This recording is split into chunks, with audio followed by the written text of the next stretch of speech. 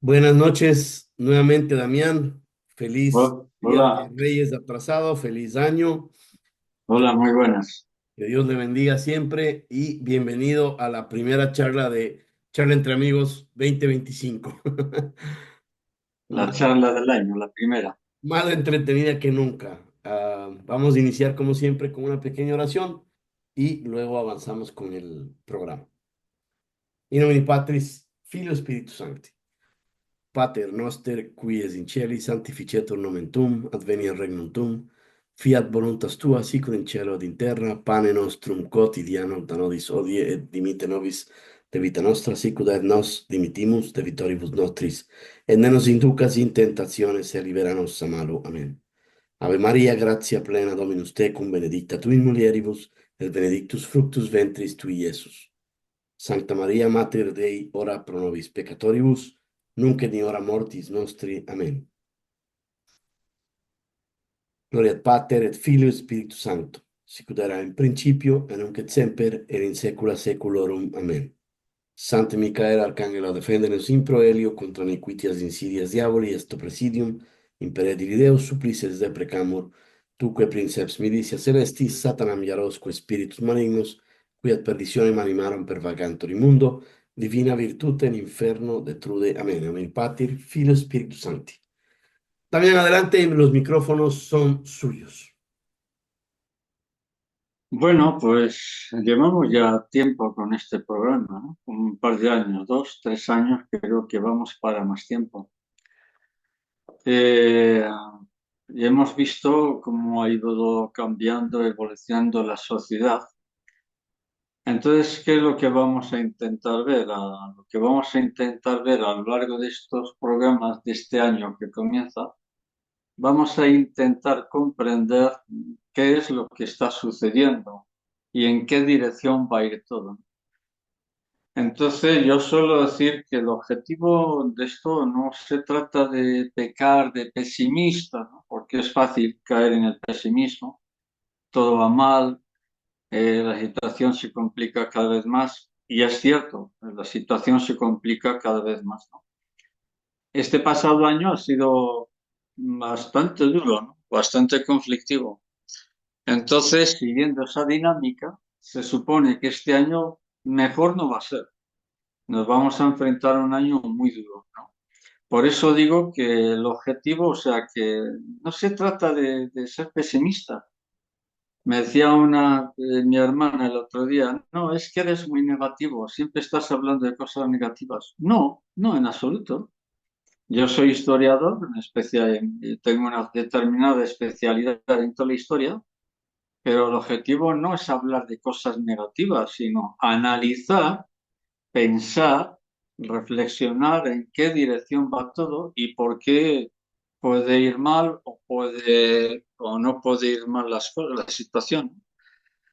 Entonces, ¿qué es lo que vamos a intentar a partir ya de este año?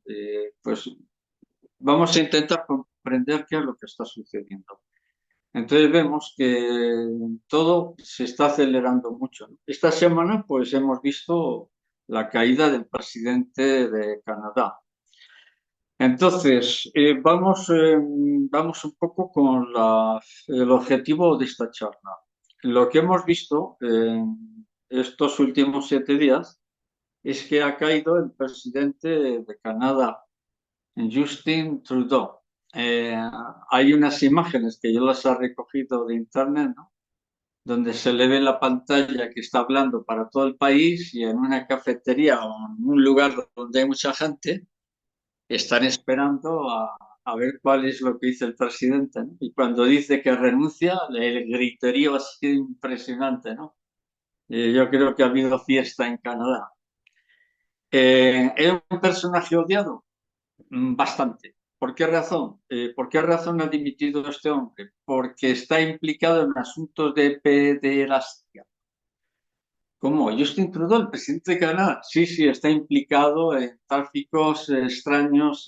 Está ahí. Su padre era un conocido pederasta, muy conocido, que estaba controlado por la familia de los Rothschild.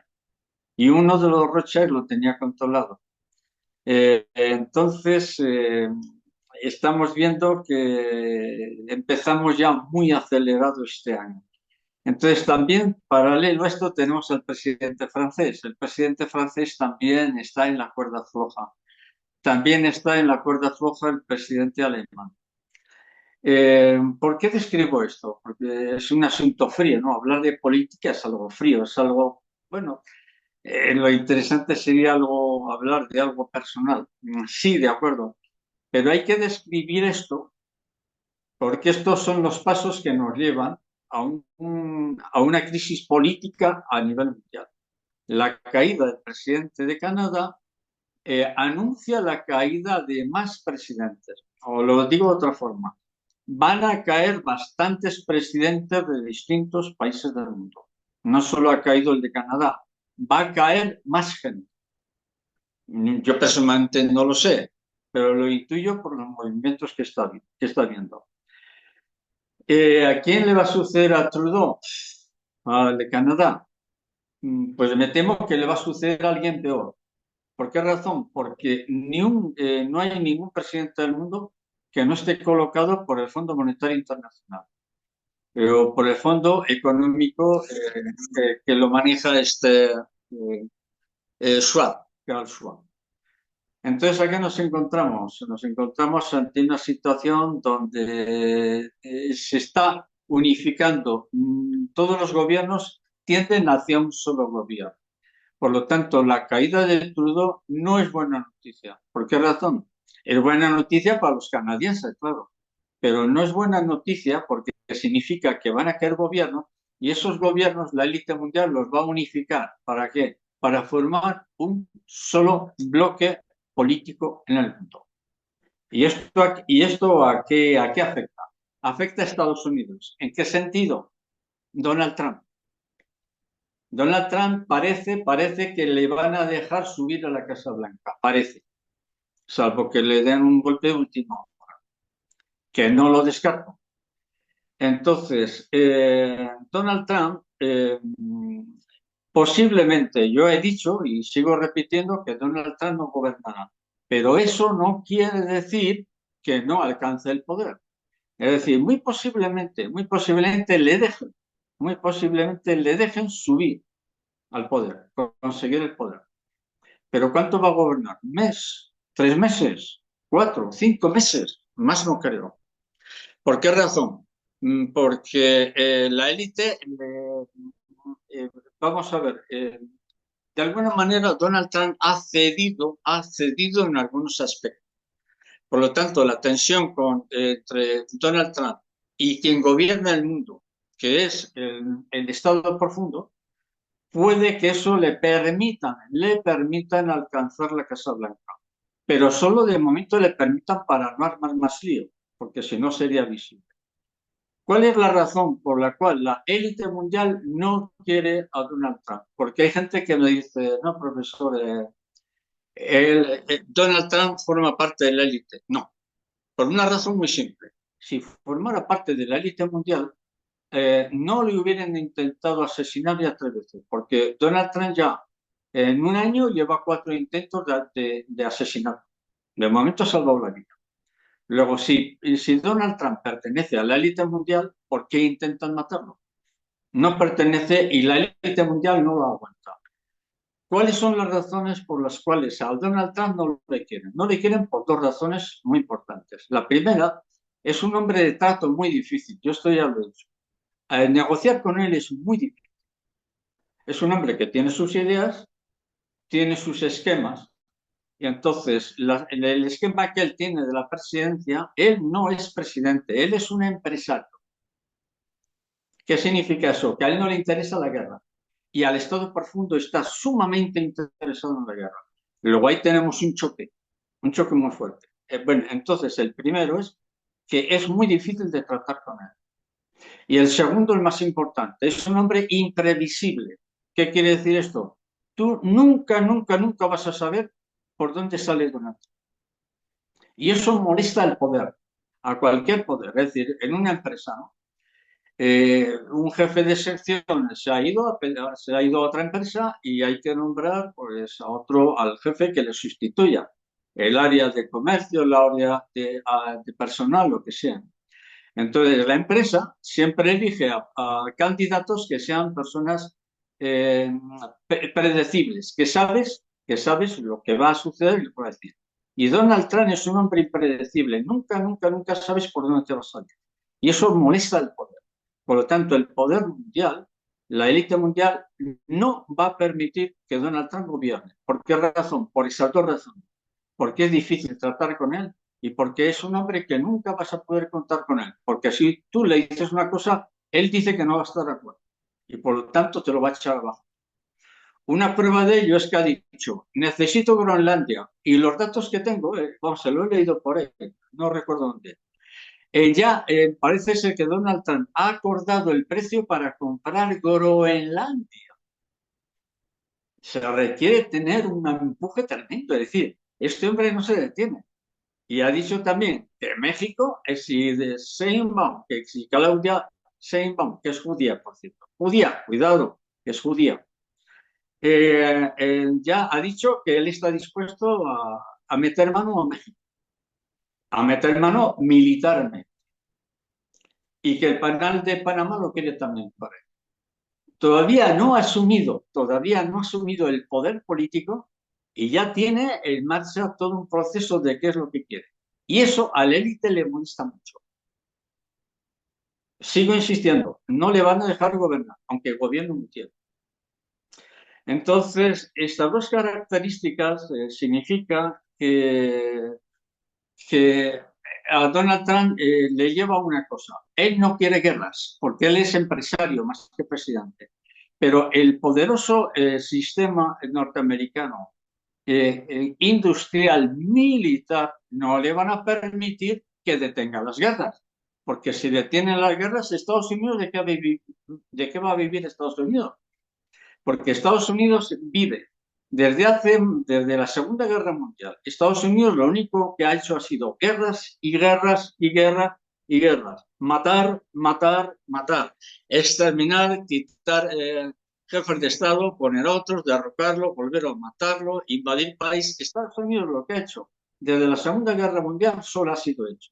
Derrocar, matar, bombardear y aniquilar gente. Es lo único que ha hecho, junto con Inglaterra. Es lo que se llama la anglosfera, que han destruido medio mundo. Entonces, al poder militar no le interesa a Donald Trump. ¿Por qué? Porque si para las guerras, porque él va a detener la guerra de Ucrania, va a detener la guerra del Oriente Medio. No le interesa. Al poder político mundial no le interesa a este hombre. Entonces, la situación en estos momentos está como relativamente tranquila, relativamente tranquila. ¿Qué quiere decir eso? Que la élite están preparando algo muy gordo, muy duro, muy tremendo, pero yo no sé cuál es. O sea, el hecho de que a Donald Trump de momento como que no le están molestando y que incluso el Congreso con Kamala Harris al frente le han dado el visto bueno, sí reconocemos que Donald Trump, todo que es presidente, es mal síntoma, porque le están preparando algo muy gordo. A Donald Trump no lo sé, pero en la humanidad no tengo ninguna duda. Entonces, por eso he dicho antes, ¿no? Lo que nos espera es muy duro, tremendamente duro, durísimo. Y va a estar asociado un poco al tema del encabezamiento del Estado norteamericano con Donald Trump. ¿Qué es lo que no, se nos viene en breve? No lo sé, pero es muy fuerte. Entonces, esa es la razón por la cual a Donald Trump no le van a dejar subir al poder. Y si gobierna, va a ser muy poco. La razón principal es esa. Donald Trump es un empresario, no quiere guerras. Y la élite mundial quiere una guerra.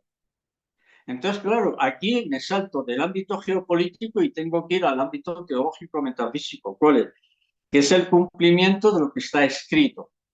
Que en el ámbito que hablamos se llama profecía, cumplimiento de la profecía. No la profecía de la bruja, la que echa las cartas, no. Lo que está escrito en los textos bíblicos.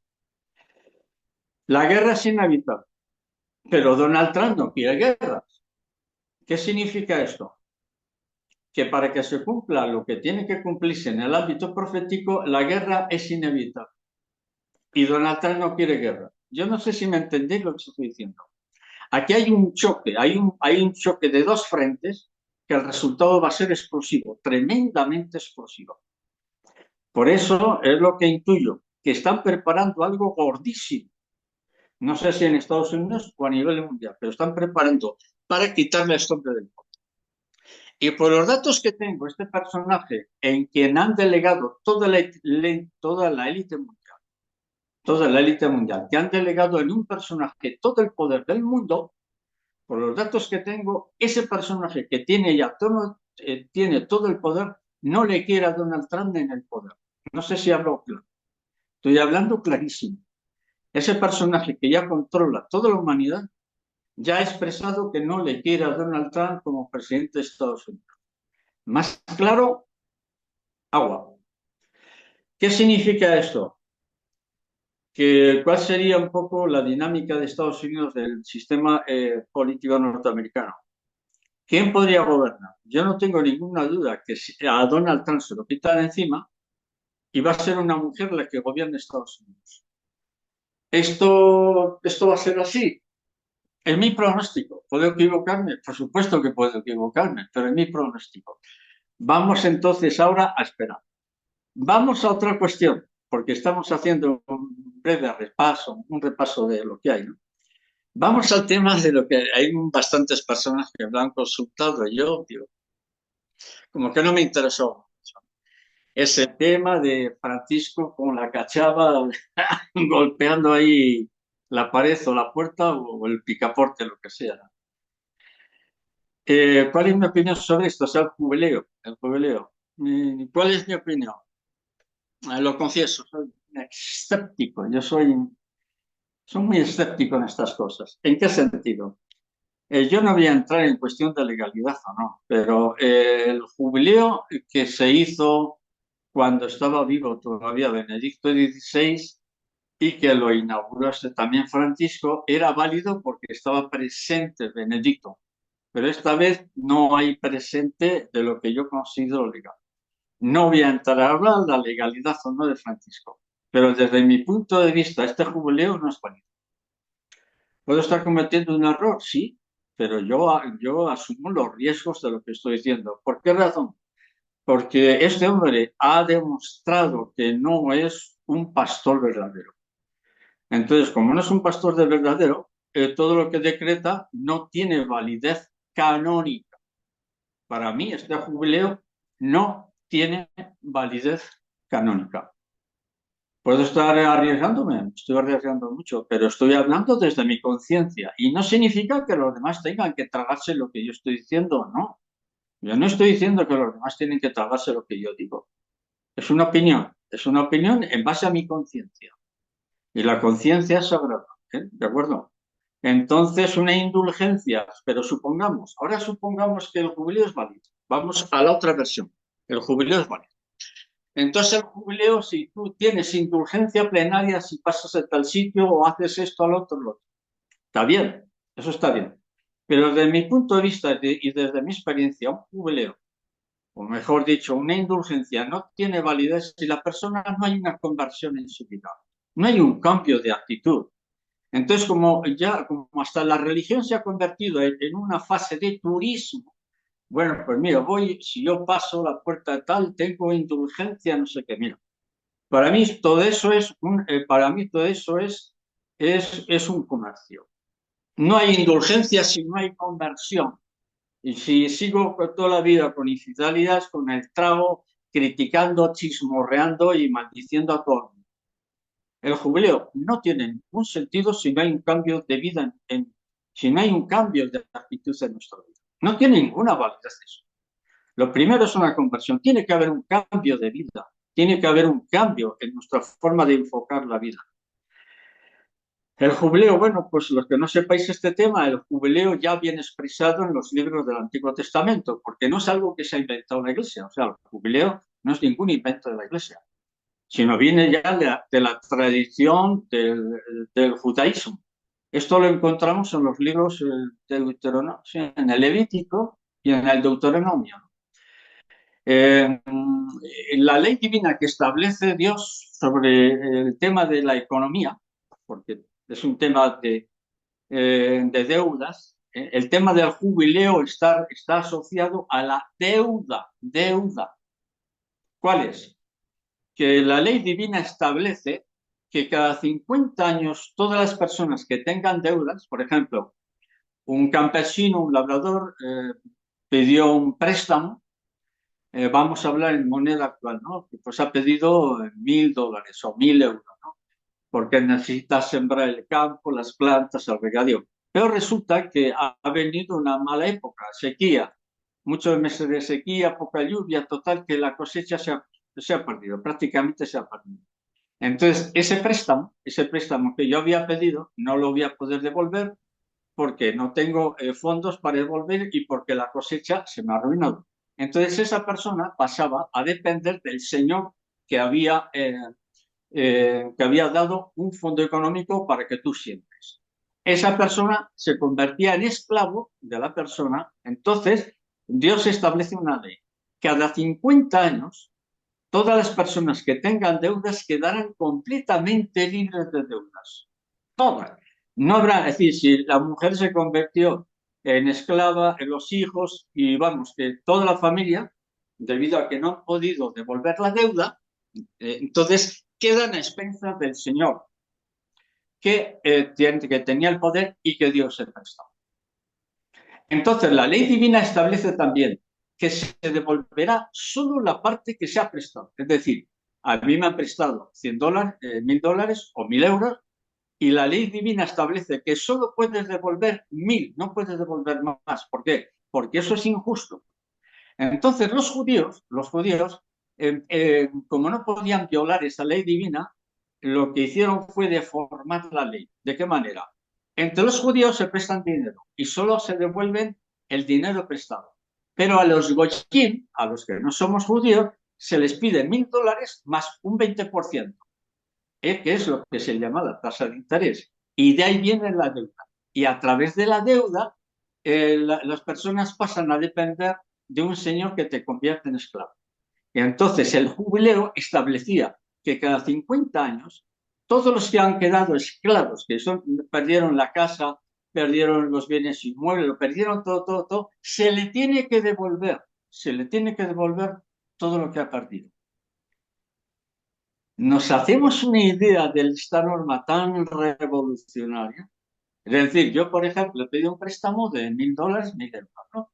Porque estoy cosechando y, bueno, pues total, que la siembra de trigo, cebada o lo que sea, se me arruinó.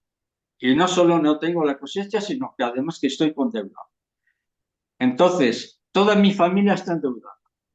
Por la ley establece que a los 50 años quedarás completamente libre de todo y se te devolverá lo que se te ha quitado. Esta es la base del capitalismo. Los judíos inventaron el capitalismo. Ellos son los creadores del capitalismo. Entonces, de ahí viene la palabra jubileo. Es alegría, eso significa alegría. Te encuentras con fulano, hombre, fulano, ¿qué de tu vida? Hacía tiempo que no te veía. Pues mira, me jubilé. Hombre, me alegro mucho. Bueno, ¿y qué tal? No, bien, bien. Ya no trabajo. Ya puedo dedicarme, estoy dedicado a otras actividades. Me alegro. Esa es la palabra jubilación, de jubileo, de alegría, ¿no?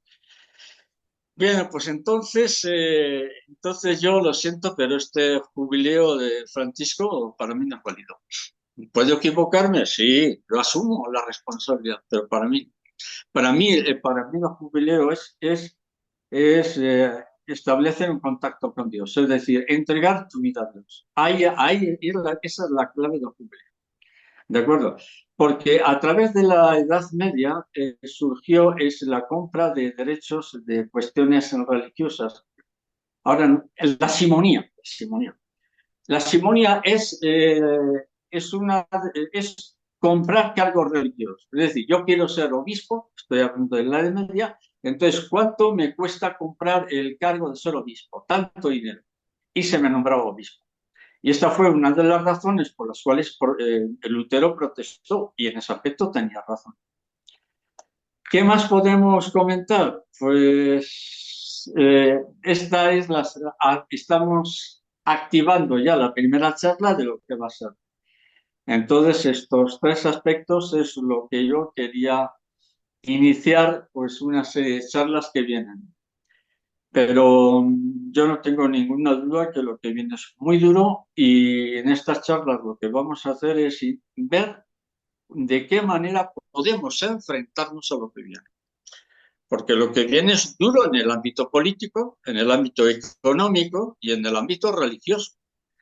Entonces, me preguntaba alguien, ¿cómo me puedo informar de todo lo que está sucediendo? Yo le dije, mira, te lo digo sin rodeo, no se te ocurra, bajo ningún concepto, escuches las noticias en la televisión, bajo ningún concepto, porque te van a confundir, te van a engañar, te van a aterrorizar, te van a desinformar. No veáis las noticias en la televisión, buscar otros canales. En YouTube, en Internet, hay canales bastante buenos. Pero no veáis las noticias en la televisión, porque os van a desestabilizar emocionalmente. No veáis las noticias en la televisión. Yo la última vez que vi televisión, ¿cuándo fue?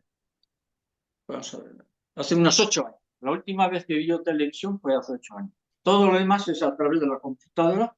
La tengo aquí en la computadora y la televisión la tengo rigurosamente prohibida. O sea, es una ley. Tengo prohibido totalmente ver televisión. El resto me informa a través de información, de canales determinados que yo conozco, pero no veo televisión. Por ejemplo, en las noticias que llega en China los hospitales están colapsados. Falso, eso es mentira. No hay ningún hospital en China colapsado, están vacíos los hospitales. Pero todas las televisiones nos están preparando ¿para qué? Para que nos pongamos toda esa porquería en la boca que se llama la mascarilla, tapabocas, para que empecemos ya a pensar que tengo que pincharme. No, no escuchéis la televisión. Bueno, hoy he hablado mucho, venga. Gracias, Damián. No, no he hablado mucho, sino lo justo y necesario, más bien. Bueno, vamos a arrancar con algunas preguntas. Vamos a analizar el tema de Maduro, que es un payaso, pero a pesar de ser un payaso, tiene secuestrado a todo un Mira, país religioso. mira, pierde la esperanza, perded la esperanza. A Maduro no lo sacan Hay una, y ojalá me equivoque, hay una ojalá. visión, Damián, de que a Maduro lo van a sacar los americanos como sacaron a Noriega de Panamá. Pues que Dios te escuche, que Ya, Dios te escuche. usted no lo ve, usted no lo ve. Es como el caso de Pedro Sánchez de España. Es un psicópata que ha destruido, España está destruida. Y yo lo digo, ¿cómo lo ves, Damián? A Pedro Sánchez no lo van a sacar porque está protegido por una corrupción tan impresionante que vamos, el infierno al lado el infierno literal, al lado del gobierno de Pedro Sánchez, vamos, es Caperucita Roja. Hay pederastia, prostitución, satanismo. En el gobierno de España sí, en el gobierno de España. Satanismo. Hay en parte de los ministros son satanistas, cuidado. No Damián, tengo ningún problema no tengo ningún problema en dar nombres. Bolaños, la Delgado y más gente son satanistas. Y Pedro Sánchez es satanista. Otro satanista es el Zapatero. Pero ese tiene un nivel altísimo dentro del satanismo. O sea, el gobierno español está totalmente cogido por el satanismo. Son satánicos todos ellos. Y por eso España está siendo destruida. Pero el problema es que España, la gente está dormida. Pero cuando despierten, España va a despertar, ya no habrá nada que hacer. No habrá ya nada que hacer. Pero así lo digo. Damián, ¿qué lectura tiene usted de las declaraciones de Donald Trump hoy que no descarta una intervención militar para tomar el canal de Panamá y para Groenlandia? Pues hombre, la verdad, yo estoy bastante sorprendido. Yo estoy bastante sorprendido porque está hablando claro y además en plan agresivo. No Dijo sé. que no va a permitir que los carteles sigan gobernando México. Sí, pero hay un problema, que los cárteles están dirigidos por Estados Unidos. Cuidado. Es decir, ¿hay cárteles en Estados Unidos? Puede que haya alguno, pero está controlado. Pero todos los cárteles de México están controlados por la CIA, están controlados por la DEA. Si yo lo he dicho aquí en alguna ocasión, Jalife, Alfredo Jalife, el doctor Alfredo Jalife, un experto en geopolítica, lo ha dicho, en México no se mueve una hoja de un árbol, así lo dijo. No, o sea, no es que yo me lo invente, ¿no? Él lo ha dicho. No se lo dijo al coronel Baños, por cierto, en una entrevista con el coronel Baños. No se mueve una hoja en México sin que no lo sepa la DEA. Por ejemplo, pongo un ejemplo similar, pero 50 años más atrás. En España, cuando asesinan al almirante, el almirante era presidente de gobierno en la época del general Franco, cuando ya el régimen estaba ya acabado, ¿no?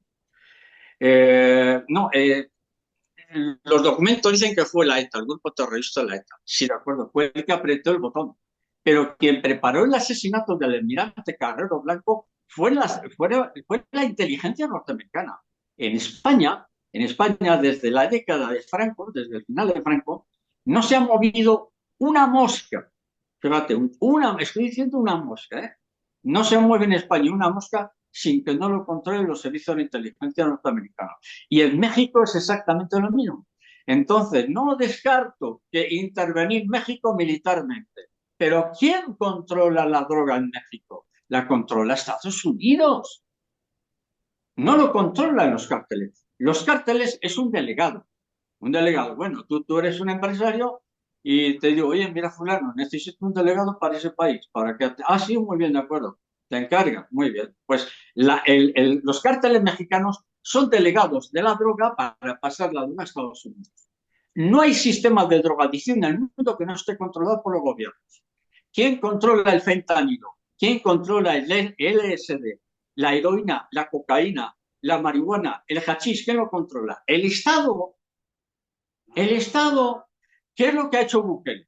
Bukele en El Salvador. Bukele lo que ha hecho es lo que hizo esto, el Leducto. Me parece que era el Leducto, el presidente del Leducto, en Singapur, en Indonesia. En Indonesia era un país que vivía en la edad de la piedra, era una corrupción impresionante. Dijo, muy bien, perfecto, reunió un equipo como Bukele y como no había otra forma, ordenó matar a toda la gente corrupta. Llegó a fusilar unos 400.000 personas. ¿Y qué es lo que hizo con esa purificación en Indonesia? Ha convertido a Indonesia, porque ya que el presidente murió, ha convertido a Indonesia en uno de los países más bonitos, ordenados y prácticos de todo el mundo, hasta el punto que los estudiantes tienen piso gratis. Tienen piso gratis. El gobierno les pone a su disposición un piso, una vivienda para que estudien. ¿Qué país del mundo hace eso? Que yo recuerde ninguno. Y era el país más corrompido del mundo. ¿Qué ha hecho Bukele ahí en El Salvador?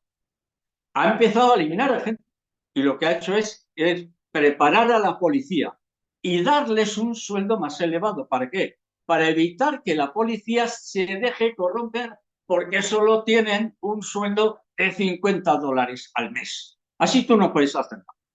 Este hombre es muy inteligente, es un hombre que tiene una mente de gran estratega. Señores, no podemos tener al año 250.000 asesinatos como tiene México. Entonces, ¿cuál era el problema de México? El AMLO, que es uno de los mayores sinvergüenzas políticos que yo he conocido, porque supuestamente combatía contra el narcotráfico. Cuando AMLO, Andrés Obrador, que su abuelo, por cierto, era de mi tierra, era de uno de los pueblos de al lado donde yo vivía, de Ampuero. Y él, el nieto, se convierte en presidente de México. Un gran sinvergüenza, porque no el narcotráfico. Pero resulta que él colaboraba con los carteles de México. ¿El resultado cuál es? Cada año en México como 200 y pico mil asesinatos. Le ha sucedido su delfina, que es la Claudia Sheinbaum. Y está aumentando el índice de asesinatos. ¿Y quién tiene la culpa? No, la culpa la tiene España. Es que los españoles nos dejaron, pero son desgraciados. Si España, cuando se independiza México de España, la mitad de Estados Unidos era México, Arizona, Texas, Nevada, California, todos esos estados, casi 10 estados norteamericanos, eran México y todo lo perdieron por la corrupción del sistema, del sistema político mexicano. Entonces, este es el problema. Entonces, Donald Trump está desviando un poquito la atención. El problema de México está en Estados Unidos, no está en México. Que mire a ver el departamento, los departamentos de la DEA, hasta qué punto no colaboran con la propagación de la droga. Uno de los síntomas es el fentanilo. Se está llevando a cientos de miles de jóvenes a la muerte porque el fentanilo es terrible. Eso es peor que el hachís, no, eso es peor que el LSD, la cocaína y la heroína juntos. Está destruyendo Estados Unidos el fentanilo. ¿Quién controla el fentanilo? No, los cárteles mexicanos. Falso. Está controlado por los sistemas de inteligencia norteamericanos que controlan a los cárteles. El mismo Pablo Escobar, por cierto, yo en Medellín viví 10 años y vivía muy cerquita de donde vivía este Pablo Escobar. El mismo Pablo Escobar, Popeye, creo que lo hizo alguna vez, lo dijo una vez. El patrón, es decir, Pablo Escobar, tenía patrón. ¿Y quién era ese patrón? Buena pregunta. Buena pregunta. Desde luego, el patrón no era otro narcotraficante. Eran los servicios de inteligencia norteamericanos, porque la DEA tuvo que intervenir para matar a Pablo Escobar. Entonces, lo que dice Donald Trump de que voy a comprar Groenlandia, voy a intervenir en el canal y voy a intervenir en México, todo eso es hablar por hablar. Lo que tiene que hacer es primero mirar en su casa, a ver qué es lo que está pasando. Porque la culpa no está en México. ¿Que México tiene algo de culpa? Sí, por supuesto, claro. Pero la clave no está en México, la clave está en la Casa Blanca. ¿Entendemos, no? Totalmente, Damián. Otra cosa que está pasando, Damián, es que hay ciertos gobiernos como el de Meloni que se están uniendo, obviamente el de Milei, se están uniendo en una derecha que algunas personas los llaman ultraderecha. Ah, no sé qué opina usted. La ultraderecha, la ultraizquierda, la ultra no sé qué. Todo esto son huevadas de la llamada izquierda que son medio subnormales todo. Yo ya he dejado de hablar con esta gente, con los socialistas, comunistas. Esta gente no vive en la realidad. Oiga, el comunismo ya no existe. La derecha, el fascismo, no existe. La ultraderecha ya no existe. En España, por ejemplo, a la derecha le llaman la ultraderecha. El ultraderechista de Nayib Bukele, el de El Salvador. Pero son gilipollas, y perdón por la palabra, porque en España se va así. En el argentino sería pelotudo. Pero ¿de qué estás hablando? Si la derecha ya no existe, si no existe la ultraderecha, no existe el fascismo. El fascismo no existe. Usted no vive en la realidad. Usted vive todavía en el siglo XIX, en la época del marxismo, de la lucha de clase. Olvídate de eso. La realidad que estamos viviendo es distinta. Esto de la ultraderecha es una tontería, es una forma de engañar a la gente. Porque la ultraderecha, la verdadera derechista, es la llamada izquierda, porque el fascismo, que viene de alguna manera, viene poco originado por la época de Mussolini o la época de esto de Hitler, y a Franco también se le decía que era un fascista. No, eso no es así. El fascismo actual es la izquierda, porque son ideológicamente ignorantes. Hablan y no saben por qué hablan. En fin. Olvídate de la derecha. El único fascismo, porque hablar de la derecha es fascista, que el fascismo ya no existe. No existe el fascismo. Dejó de existir el fascismo. Ahora lo que hay es una ideología de control absoluto ¿de qué? De la mente, del Estado, de todo. Damián, yo quería matizar algo que usted dijo al principio, y perdóname que me Adelante. vaya de coles a nabos, pero él, con respecto al jubileo 2025, si bien es cierto que ha sido realizado por una persona, llamémoslo non grata, porque no hay otra forma de hacerlo, este jubileo fue planificado por Juan Pablo II en el año 99 de acuerdo al calendario de jubileo de la iglesia milenaria. Es decir, con un poquito de fe, yo sé que el Vaticano ahorita no está, pero este es un jubileo de la iglesia. Y nosotros, como parte militante de la iglesia, debemos aprovechar estos dones que nos da. ¿Qué opina usted? Bueno, no conozco muy bien el tema a fondo, pero vamos a ver si el jubileo es cada varias décadas, es cada 25 años por lo general, es cada 50, pero después se estableció cada 25 años. Pero es que ahora el jubileo es cada 4 meses. ¿En qué quedamos? ¿Entiendes lo que te digo? ¿El último jubileo cuándo fue? ¿Hace 2, 3 años? El 2015 hubo uno y obviamente el jubileo del año 2000 que fue el más importante de Juan Pablo II, ¿no? Pero Juan Pablo Sí, II dejó planificado el jubileo del 2025, sino que Francisco bien, tuvo un jubileo sí, en el de medio. acuerdo, pero también ha habido jubileos, hay jubileos cada X años. Es que eso no es así, porque va a llegar un momento en que vamos a declarar un jubileo cada 8 meses. Claro, el jubileo tiene ¿Entendemos? que ser, como usted decía, el jubileo es el perdón de las deudas del pueblo hebreo, cada 25 o cada 50 años. Ese es el verdadero. Cada 50 años, son 50 años, jubileos son cada 50 años. Y también puede haber, es decir, en respecto a la ley, a la Torá, la Torá son los 5 primeros libros del Antiguo Testamento. Génesis, Éxodo, Levítico, Deuteronomio, y ahora el otro no me acuerdo. Está establecido cada 50 años. Y bueno, la Iglesia ha establecido que cada 2 décadas y media, digamos así, otro nuevo jubileo. Pero es que con este hombre se salta todas las normas. O sea, me refiero a Francisco. Este se salta todas las normas, le da igual todo, nombra a una mujer para un dicasterio, al día siguiente nombra al perro del hortelano, no sé qué. Esto es un cachondeo, esto es un cachondeo. Esto es una falta de seriedad absoluta. Entonces, ante lo que este hecho del jubileo, nos encontramos ante un fenómeno que es el que muchos me piden, me consultan. ¿Cuál es? La confusión. Hay una confusión tan enorme que yo por eso a la gente lo digo. Profesor, es que en Roma han dicho esto. Ah, pero ¿cómo? ¿Todavía sigues escuchando a Roma? ¿Todavía sigues escuchando a Roma?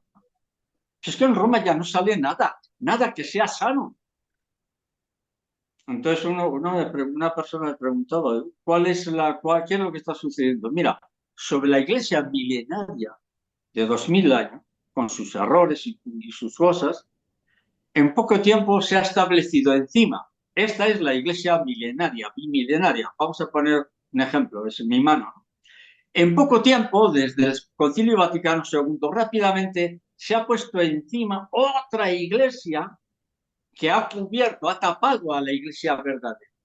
La iglesia verdadera la han atado, la han aprisionado, la han destruido. Y encima se ha puesto una iglesia que es falsa. Y lo digo claramente, que está dirigida por Francisco. Es una iglesia falsa. Y a eso se debe la enorme confusión. Francisco ha alterado los sacramentos, ha alterado la misa, ha alterado la liturgia, que es vital. Y hago un paréntesis sobre el tema de la liturgia. ¿Por qué es vital?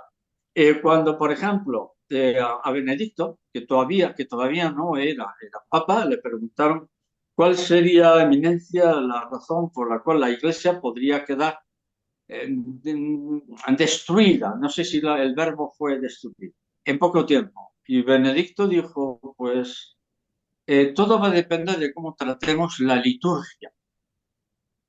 Esa es la clave de la destrucción. Porque vemos que en las misas está muchas veces celebrada, oficiada, por auténticos payasos, por personas que no creen en ello, que disimulan todo lo que pueden en la misa, pero que no creen en ello. Entonces, una vez que tú destruyes la liturgia, has destruido la iglesia, aunque no toques los dogmas, pero has destruido la iglesia porque la liturgia. Yo recuerdo en los textos, en la historia, en lo que yo fui investigando sobre sobre los orígenes de los asideos. Los asideos ya estaban en la época cuando Daniel, el profeta Daniel, estaba en Babilonia, ¿no? Y había una secta que era la secta de los asideos, y entonces esta secta, de la cual derivó, de esta secta de los asideos, en poco tiempo se fue transformando y surgió de esa secta el grupo de los escribas y los fariseos. Entonces, ¿cuál era el objetivo tanto de los asideos y de los escribas y fariseos en un principio, cuando todavía eran buena gente? El objetivo era mantener la liturgia.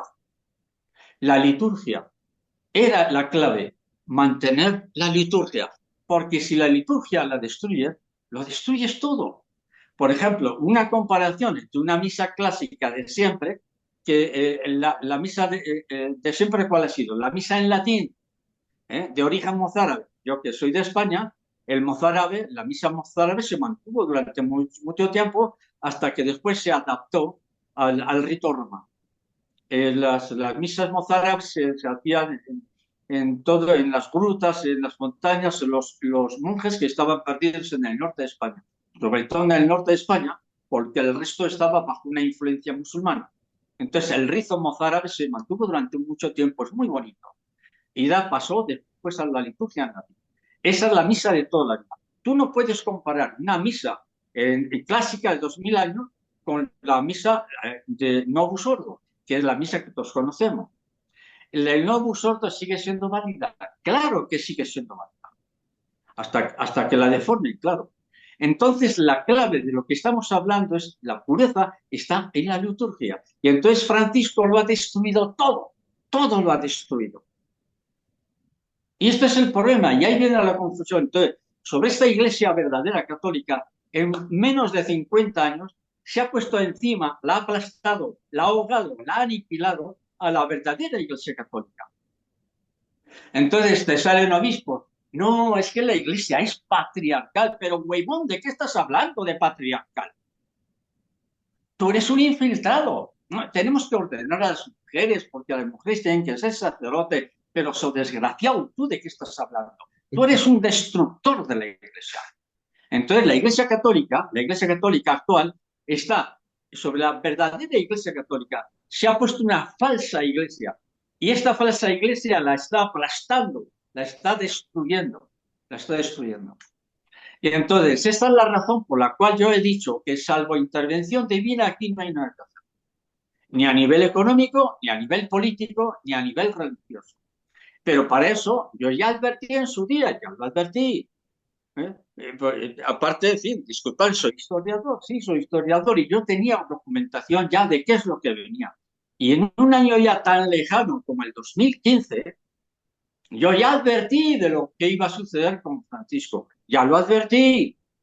Ahora recibí amenazas, mucha gente me dio la espalda, numerosos sacerdotes me dejaron de hablar porque no hablaba bien, pero si no se trata de que yo hable bien o mal, no estoy hablando mal de nadie, sino estoy advirtiendo que este hombre va a destruir la iglesia. ¿Y por qué lo sabía? ¿Porque soy un gran profeta? No, porque soy investigador, soy historiador y yo conocía a los jesuitas y sabía que los jesuitas ya se habían apartado de su santo fundador. ¿Entendemos?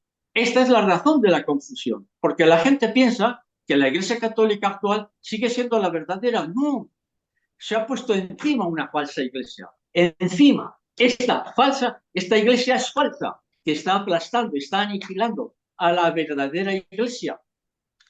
Es importante que sepamos esto, es importante, porque la gente piensa, no es el Papa y como el Papa, pero vamos a ver, en la historia de la iglesia, 2000 años, llevamos ya 38 antipapas, 38 antipapas, y con Francisco o con Bergoglio, 39 antipapas. ¿Y sabéis por qué le mataron al cardenal George Pell, al australiano? Murió en una operación quirúrgica. Le dijeron un amigo de él, un obispo amigo de él, le dijo a George Pell, porque era secretario para el tema de la economía, porque él fue el que dijo que había un desfalco económico de más de 3.000 millones de dólares en el Vaticano. Entonces alguien le dijo, Monseñor, vaya a Australia y opérese en Australia de la cadera. Tenía un problema en la cadera. No, no, me voy a operar aquí en Roma. Lo mataron. no salió vivo del hospital. ¿Por qué lo mataron? Porque dijo que Francisco era un antipapa. Dijo literalmente, yo recuerdo la expresión de George Pell, dijo, posiblemente Francisco sea el 39 antipapa. Y eso Damián, le costó la vida. lo que usted dice ahorita, Un excelente cardenal, George Pell.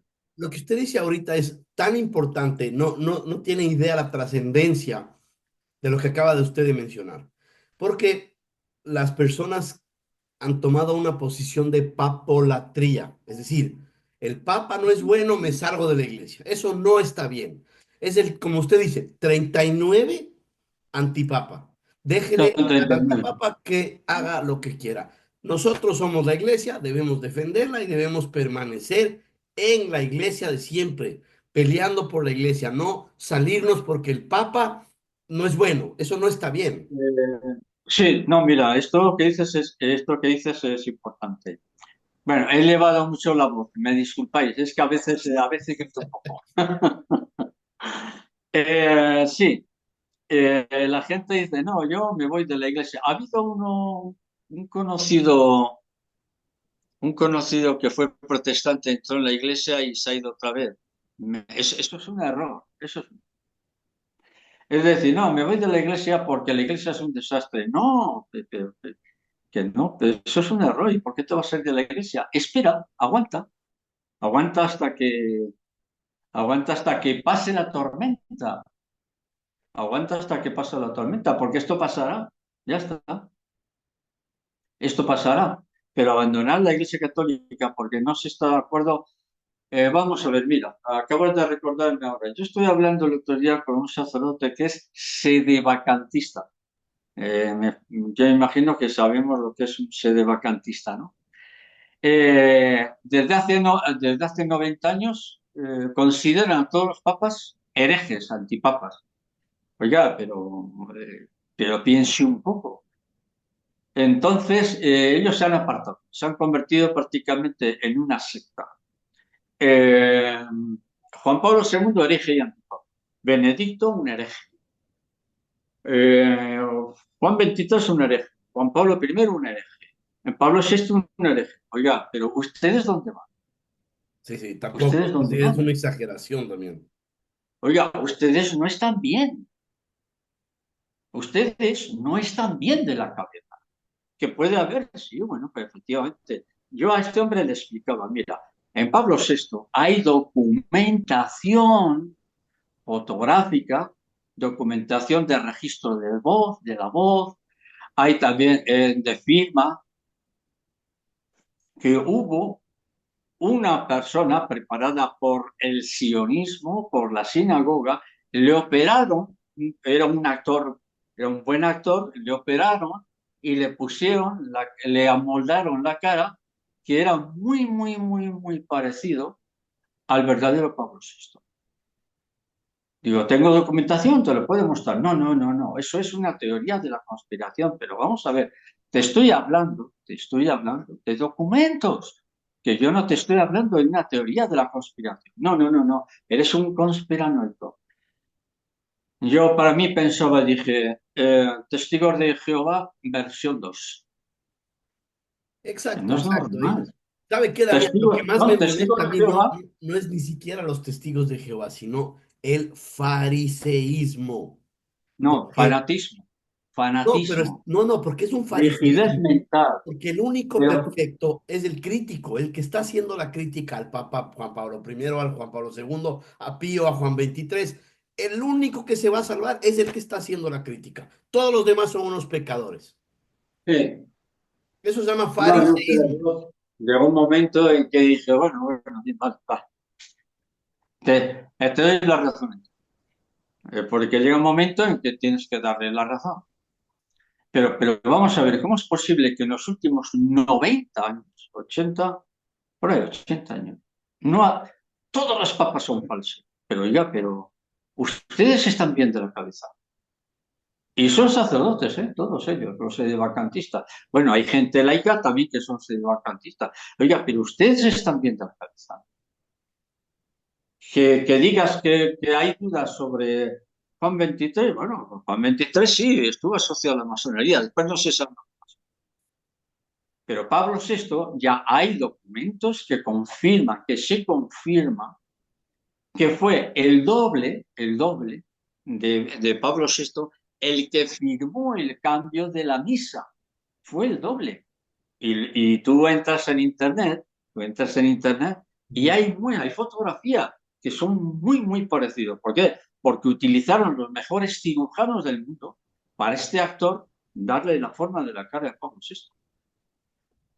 Y yo ya lo he dicho, el viaje que hizo este Pablo VI a Fátima, que se entrevistó con la supuesta hermana Lucía, el que fue a Fátima no era el verdadero Papa.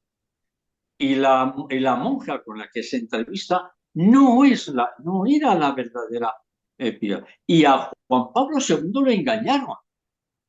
lo engañaron haciéndole creer de que la Lucía con la que estaba hablando era la verdadera, no era la falsa. Le engañaron, al mismo Juan Pablo II le engañaron. ¿Quién?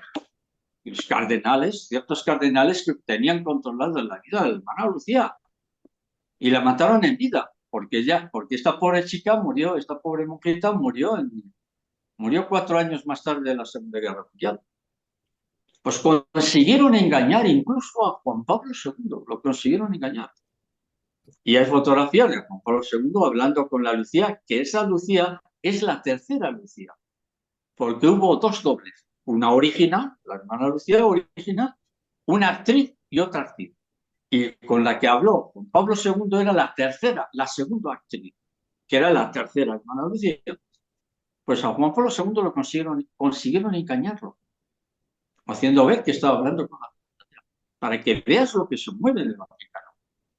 Y es por eso, Damián, que lo importante no es que haga el Papa, sino, como usted ha dicho varias veces, lo importante es que haga cada persona con su alma, con su salvación, con la evangelización. Lo que haga el Papa es el Claro. problema del Papa. Nosotros tenemos que preocuparnos por nuestra salvación y la salvación de nuestro prójimo, que Sí, de traducido, todas formas, de todas formas, a eso que está diciendo le dedicaremos algún programa. vale, vale, vale. Dedicaremos un programa a la oración, al tema de la oración. ¿Qué es? ¿En qué consiste? ¿Cuál es la clave de la oración? Porque es muy importante ante lo que viene, es muy importante, muy importante. Totalmente de acuerdo. ¿De acuerdo? De acuerdo, Damián, muchísimas gracias. Se nos fue la hora, rapidito, pero bueno, quedémonos las dos últimas semanas y vamos a ver cómo se genera el 20 de enero y qué pasa.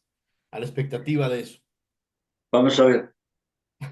Damián, que tenga una buena noche y un buen resto de semana. De acuerdo. Un fuerte abrazo a todos. Hasta luego. Hasta luego.